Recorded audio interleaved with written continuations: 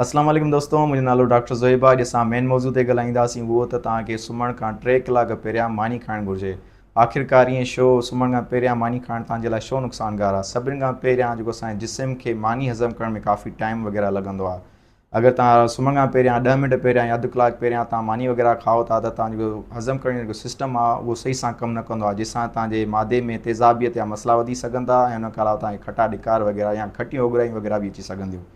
हिन खां अलावा अगरि तव्हां सुम्हण खां पहिरियां मानी खाओ था त हुन सां तव्हांजो वज़न वग़ैरह वधी सघे थो।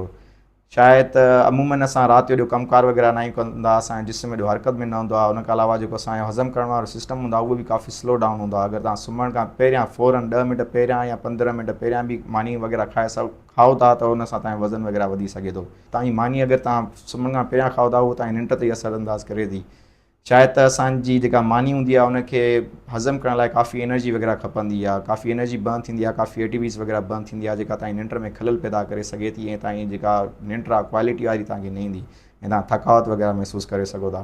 तंहिं करे मां मशवरो इहो ॾींदुसि तव्हां सभिनी दोस्तनि खे त एटलीस्ट तव्हां 3 कलाक पहिरियां मानी वग़ैरह खाईंदा कयो ऐं राति जी जेका मानी आहे उहा हल्की डाइट में खाईंदा कयो। तव्हां सब्जी वग़ैरह खाईंदा कयो, तव्हां फ्रूट्स वग़ैरह वठंदा कयो, जंहिंसां तव्हांजो हाज़मो बि बहितर थी सघे थो ऐं तव्हांजी निंड बि V V I P quality वारी ईंदी। Thank U.